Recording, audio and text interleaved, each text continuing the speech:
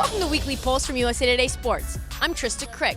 As you can see behind me, I am in Houston right now covering this epic World Series. Speaking of epic, we have a stacked show ahead of us.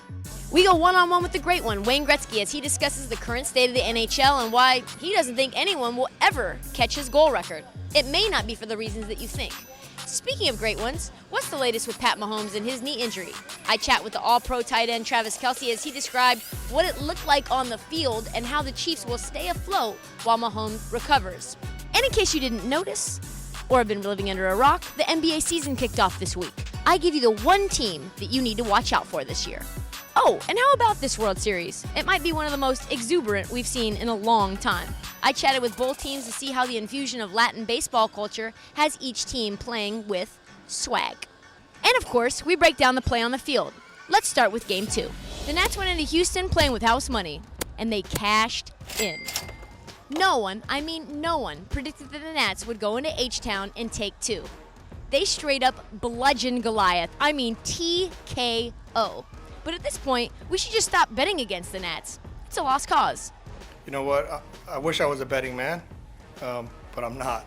I don't really believe in that stuff. I think we've kind of defied the odds at this point. I mean, we had 0.01 chance to lose. I guess we had that much left, but I mean, we were just, hey, we could say screw it. Let's just go out there and just have some fun and play ball. And something clicked and it turned around, and we've been trying to ride that wave ever since. If it's shocking to you to see a team go in and best Cole and Verlander in back-to-back nights, it's because it is. It's never happened before. For the Astros, they may look at the 7th inning in Game 2 as that point where things went from slightly nerve-wracking to straight-up nauseating. Where would you like me to start? An implosion of everything that's been built up. A dynasty in the making that is no longer operational. Ironically, I felt it was our best chance to limit their scoring. And instead it poured gasoline on a fire that was already burning. And they made contact in big at-bats, and the inning spiraled out of control.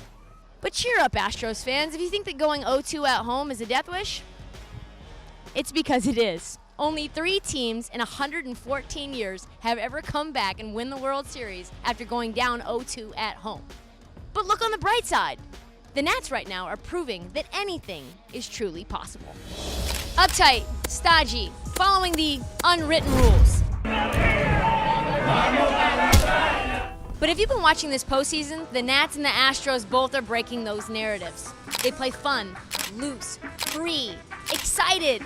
And a big reason why is the Latin American baseball culture and vibe that's permeated through both clubhouses. I love how you say the Latin player because I feel like everything should have Latin players and have that Latin flavor like you described. It's it's just passion. For the Astros, this is nothing new with Altuve and Correa. But for the Nats, that was just the spark they needed when their backs were against the wall. I think it's been absolutely essential to the success that we've had as a team. Once Parr came over in the middle of May, and then Rodney came over shortly after that, they kind of started taking over the clubhouse before and after games with the music and some of the post-game celebrations that happened in the clubhouse. And I think over the course of the season, it allowed the young Latin guys that we have on our team, like Juan Soto, like Robles, Wander Suero, to feel even more comfortable in the clubhouse. Everything changed after that. When we get a couple players, like veteran players, and they know how it is, and they know how we play in Latin America, it's everything changes. Even if runs may be hard to come by in this series, fun won't be. Like I say, with Latin guys, way different. Because we enjoy, we dance, we try to lose. I'm so happy. I'm so glad to play here, to bring my energy. And we've been playing this game since we were like 4 or 5 years old, and we just love it. We play like little kids out there. That's how they show us how to play baseball. Just to enjoy it, go out, enjoy it the most you can. So we kind of grow with that in our blood a little bit, and we brought, it seems like most of the guys on the team have brought that to this team. But don't just make it about Latin American baseball versus American baseball. Both teams made it very clear this is about 25 guys coming together and playing as one family. Team is not Latin, and my team is not Latin and American guy. Everybody's Latin or everybody's American guy. We together. I think we're just brothers, so we treat ourselves as a family. We are a family. multicultural. You know, a lot of everything. Because you know, when you mix all the cultures together and everybody blends in and everybody gets along, good things happen.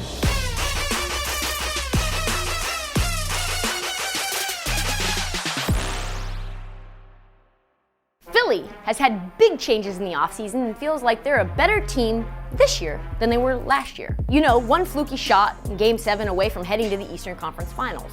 So why are they primed to contend even with losing pieces like JJ, Butler, and Boban? Well, for one, we know Embiid is going to miss some games, whether due to injury or load management. And now the Sixers have a reliable center in Al Horford to help them win games in his absence. Horford also is one of the best leaders in the league, so his ability to help with Embiid's development could also be a game changer. Secondly, the new pieces that they picked up should make them one of the best defensive teams in the league, up there with the Clippers. Yes. The player that you need to watch on this roster, besides Ben Simmons and whether his jumper materializes, because then watch out, is Matisse Thybulle. Much like his name, his defensive ability is fluid, colorful, and active. He's got a nose for the ball and will be a difference maker even as a rookie. The biggest question mark for this team? Spacing. How will Al Horford and Embiid function together, and will it clog the paint? Which is where Ben Simmons also likes to be. Last year's spacing was already problematic with Embiid and Simmons, and then you add another big man? While this team has its warts, every single team does. But if this team can space the floor and allow Ben to do what he does best, play make and use his athleticism, this team could very well win the whole thing. Here's Jeff Zogett with more insight on the Sixers. As Embiid gets better and becomes an MVP candidate, as Ben Simmons becomes a little bit better and even shoots a few jump shots, the Sixers should be in prime shape to battle Milwaukee for that top spot in the Eastern Conference all season long. With Coach Brett Brown leading this team, the Sixers are in great position. When you saw his knee, what did it, I saw the quote that it said, you said it didn't even look like a knee. What did it look like? His kneecap wasn't on his knee, so imagine a knee without a kneecap. It was kind of like it was off to the side. I think I remember seeing it, and I couldn't really make it out to be, you know what I mean, what's going on. I just knew something was wrong, and I mean, I'm not for seeing body parts in different areas. Like if I see a broken leg, I'm just like, nah, I'm all right on that. Or if I see some shoulder pop out, it's just like, I can't look at that. So I mean, I took one glimpse at it and I was like, that doesn't look like a knee to me. So I was kind of over there on the side, just hoping that he was all right and that he'd be able to get back there and play like we know how Pack can play. When you saw it, did you think, oh my, like worst case scenarios running through your mind? Yeah, I mean, he's the best quarterback in the NFL. So obviously losing the best quarterback in the NFL is going to have you kind of question where the team's going to go from there. But we've got a lot of guys that this team means a lot to them. So I mean, just rallying together around Matt, knowing that he's got to fill the biggest shoes in the NFL. I mean, it is what it is, and he went out there and came out with a win. So it's hats off to Matt for being able to be ready for that situation and rallying the troops behind him. Yeah, people on Twitter were going crazy because obviously Pat had that ankle issue. I don't know if you lurk Twitter for the Twitter trolls, but they thought that it was an absurd call to do a QB sneak when he had a bum ankle. No, I think he'd even tell you, like, once you're out there, you're out there. It doesn't matter what they're calling. You know, it's a game of football. I feel like he's always going to put us in the best position to succeed offensively. And I mean, it was a play call exactly. They lined up exactly how we schemed it, and it was the right call. It was just kind of unfortunate how it all played out. So what do you think the state is right now for your team in Pat's absence? Because right now, even the Patriots look vulnerable, even as they're undefeated. Yeah, they're playing like the Patriots typically do. I mean, their defense is stellar right now, and their offense is putting up points. I think our team, in terms of the mentality, is everyone's presented a challenge to have to be able to win without their starting quarterback, and that's huge.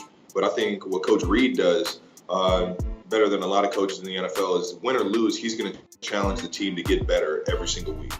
And he's done that through the first 5 to 6 weeks and 7 weeks. And sure enough, going into week 8 against a great Green Bay team who put up a lot of points yesterday, I think, it's definitely going to be a huge challenge for us. But like I said, we're presented with these things every single week from Coach Reed, and we're ready to attack. How does he do that? Is there a tangible explanation or example that you can give in terms of what he does so well in that regard? He stands up in front of the team and he lets everybody know what's real. And that's what you kind of get from the quote-unquote player's coach, is that he's going to stand up in front of the team and tell you what's real, how we're being looked at, both from an NFL standpoint and a front page standpoint. And what's real is that right now we have to rally together, and we're going to have to attack every single play on every single down, and it's just going to be interesting to see the game plan here in the next few days. See where we go with Matty Moore back there at QB, and then on top of that, the defense is played lights out on Thursday, and we're going to need them to have a huge game against a high-powered offense. I know that everyone says that they want to win a Super Bowl and that's their goal, but every team knows realistically what the probabilities for them going are. You guys are in the AFC specifically a top tier team. Is it going to be a disappointment or a failure if this team does not make it to a Super Bowl, in your opinion? Yeah. I feel like it's been a disappointment and failure ever since I got here that we haven't made the Super Bowl. That's the ultimate prize. If you're not playing in the Super Bowl at the end of the year, I feel like it's definitely a failure. It is what it is. That's what you work for year in, year out, to be able to play there and bring that bring that atmosphere to this city that's so deserving of a Super Bowl run. Tell me what you're up to with Old Spice. You've been with them for years now. Oh yeah. And this year we're promoting the Old Spice Sweat Defense Dry Spray Antiperspirant, 48 hours of sweat and odor protection. I'm a sweaty guy, so I'm using it every day, but you do get 48 hours of sweat and odor protection, and it's the official antiperspirant of the NFL. 32 locker rooms all have it, and if it's in their locker room, it's got to be in yours. Wait, have you tested this out for 48 hours? Have they made you go all Bear Grylls and not shower for a full 2 days with just that on? Yeah. No way. No, I promise you, I was actually the guinea pig for it. I got it first, and they had me kind of just hang around my girlfriend Kayla for 2 straight days, and I didn't get a single.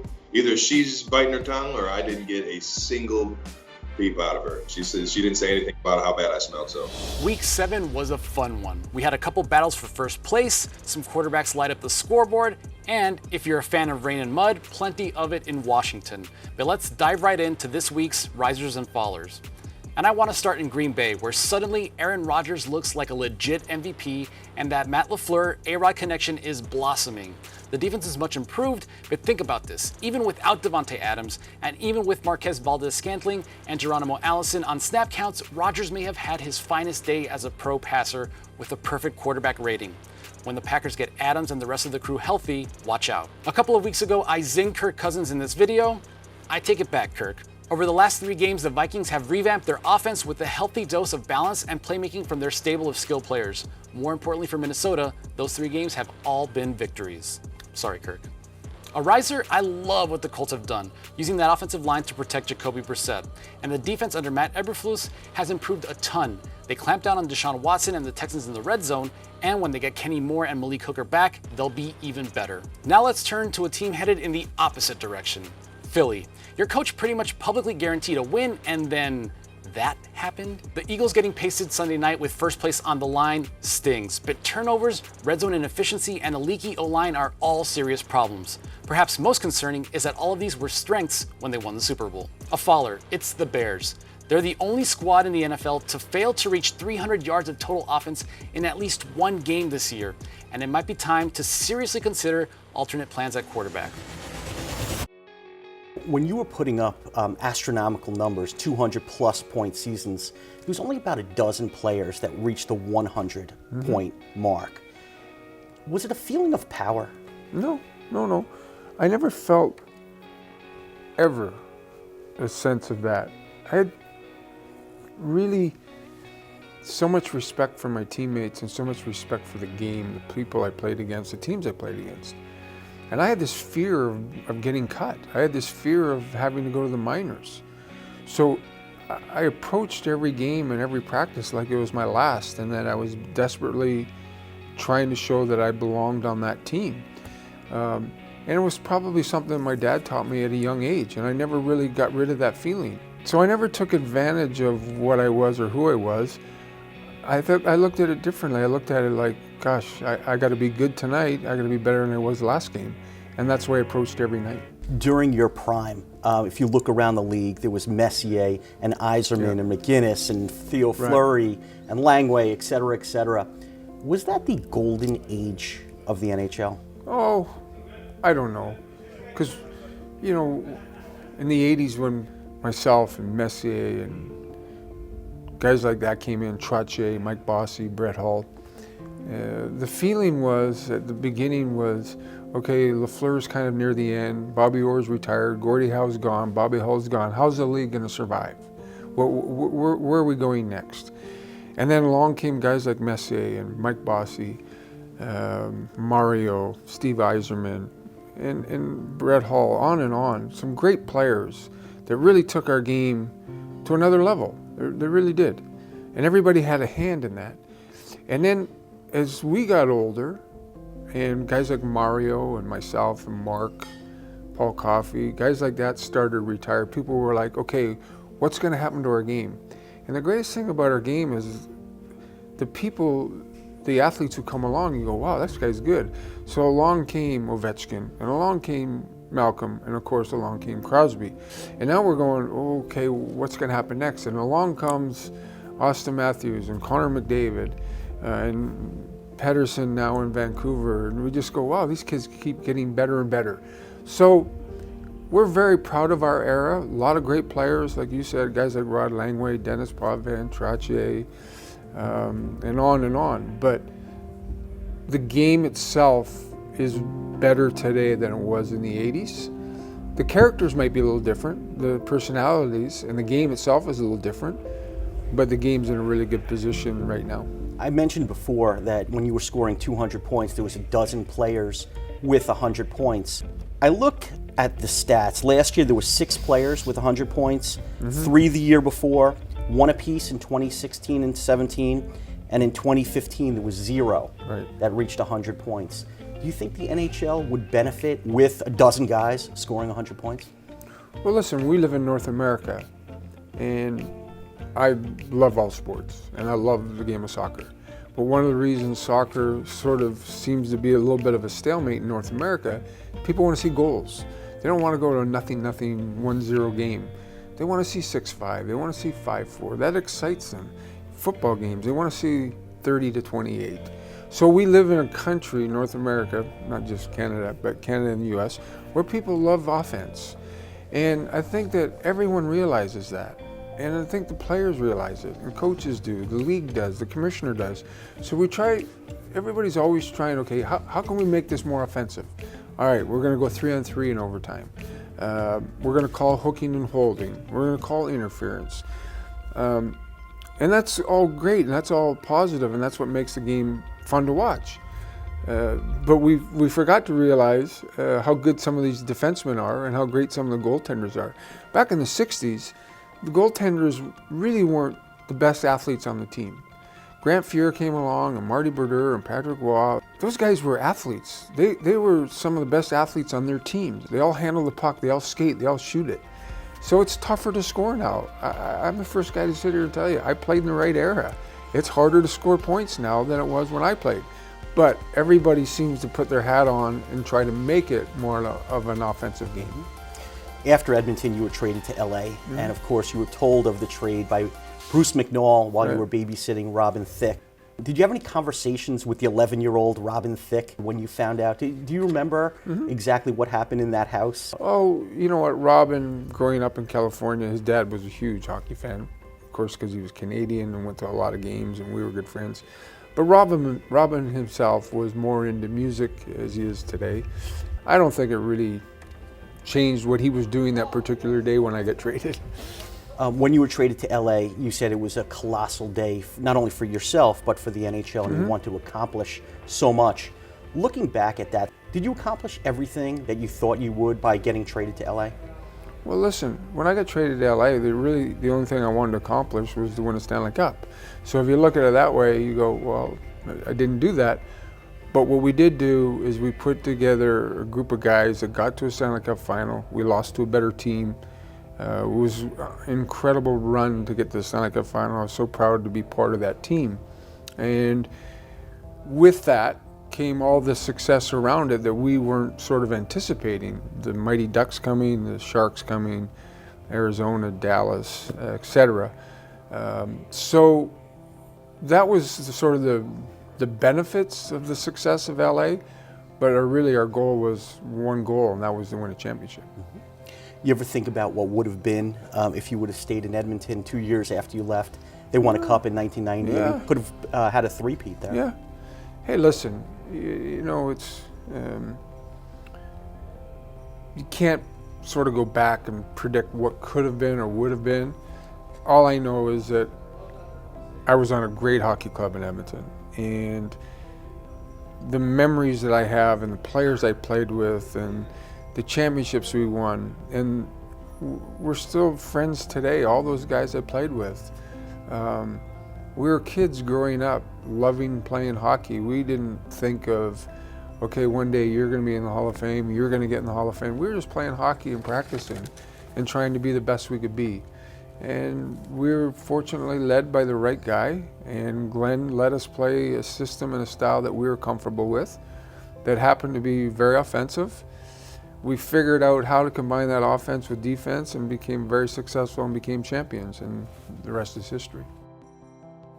You've scored 936 more points than the number 2 player on the all-time list, Jaromir Jagr. You've been a tremendous ambassador for the game, yet you always credit Gordie Howe with being the greatest player of all time. Is that just you being modest? No, it's a fact. Listen, the greatest thing about sports is we sit around, right, and talk about who's the best football player, who's the best hockey player, who's the best team. Well, I like this team. What's your favorite team? That's what always makes sports so wonderful, right? Because we can all debate it, and friendly debate it. But I say this sincerely. I met Gordie Howe when I was 10, and sometimes you meet your idol, you go, oh, I was okay. My dad said to me, how was meeting Gordie Howe today? And I said, Dad, he was bigger and better and nicer than I could ever have imagined. And I went on to not only be friends with him, but really good friends. And to me, and I say this sincerely, Gordie Howe was the greatest player ever lived. And he made my life better by the fact that he was Gordie Howe. So what do you have to look forward to this weekend? Tons. The World Series shifts to the nation's capital for the first time since 1933. DC will be rockin'. NBA is in full swing this weekend. Keep an eye on the Jazz-Lakers and the Pelicans-Rockets game. Both games will tell us a lot about some early Western Conference contenders. On Sunday, the desperate Browns go into Foxborough and take on the undefeated Patriots. Cleveland is coming off of a bye. The Pats' offense still looks shaky, so could we see a monumental upset? Stick with Weekly Pulse, your heartbeat to what's trending in sports. Hey sports fans, you want to see more videos like this? Check out some of our other ones right here. And if you like what you see, hit the subscribe button and stick around for more from USA Today Sports.